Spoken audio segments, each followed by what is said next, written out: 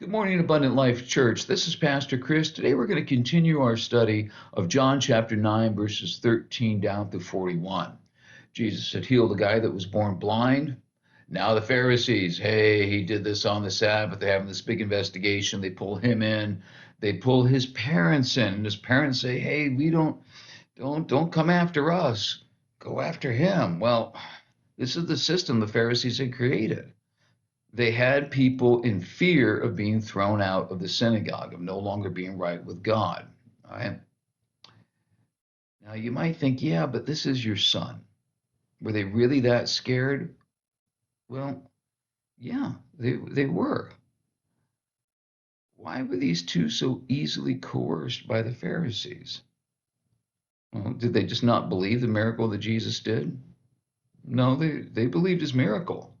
They knew their son had been born blind. Now he can see.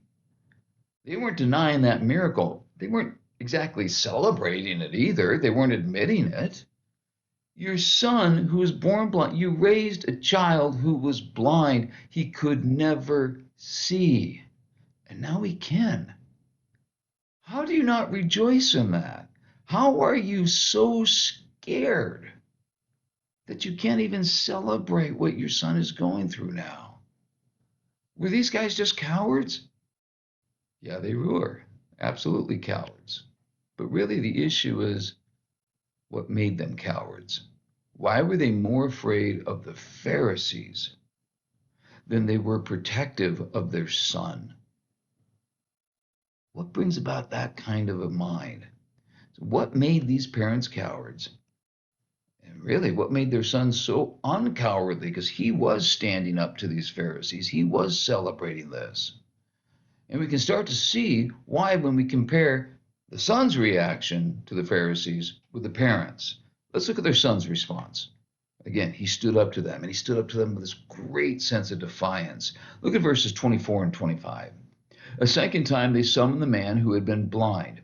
Give glory to God by telling the truth. They said, we know this man's a sinner.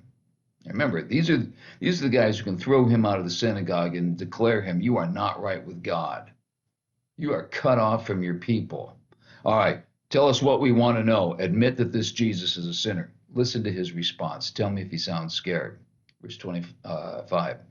He replied, whether he's a sinner or not, I don't know. One thing I do know, I was blind. Now I see. They don't really want to know what happened with this questioning.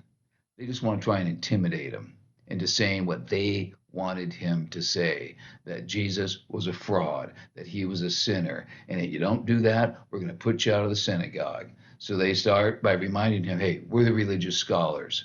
We know Jesus is a sinner. You're just a blind beggar. We, the far more educated man, say to you, a common, uneducated man, that you had better get in line and agree with us, or else. But does he sound particularly scared when he answers them? Let's continue on here, verses 26 to 29. Then they asked him, what did he do to you? How did he open your eyes? He said, I've already told you how he told you, and you didn't listen.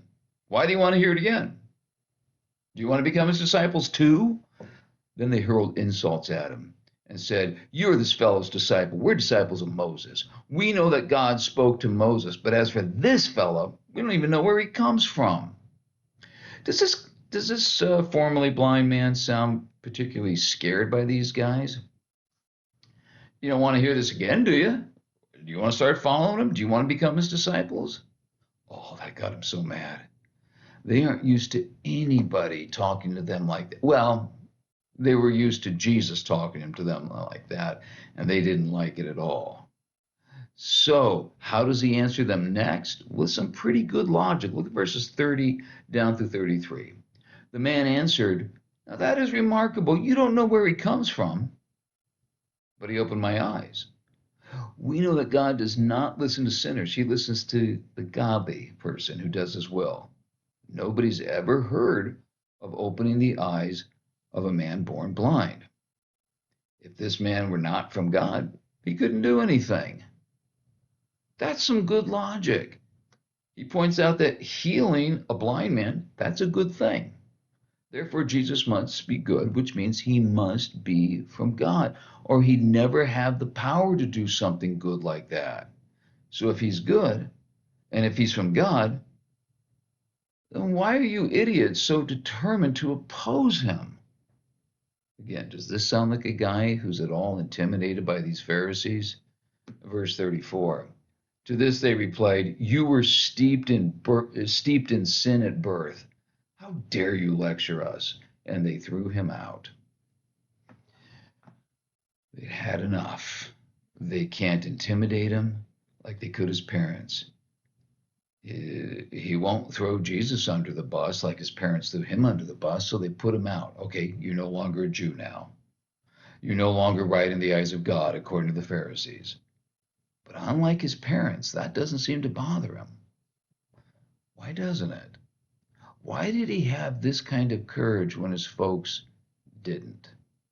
Well, I think it's because, unlike his parents, he understood what he found in Jesus. Jesus had healed him.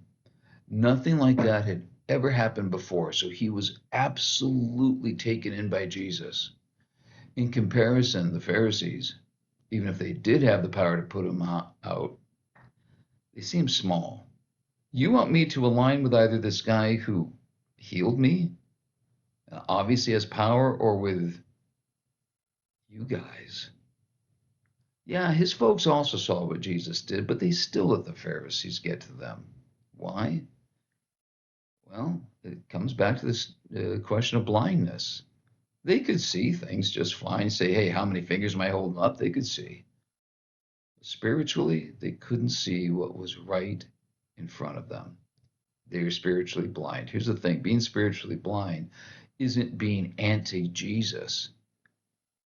It's choosing other things over Jesus. You think things like comfort or power, social acceptance, money, security, that matters more than faith.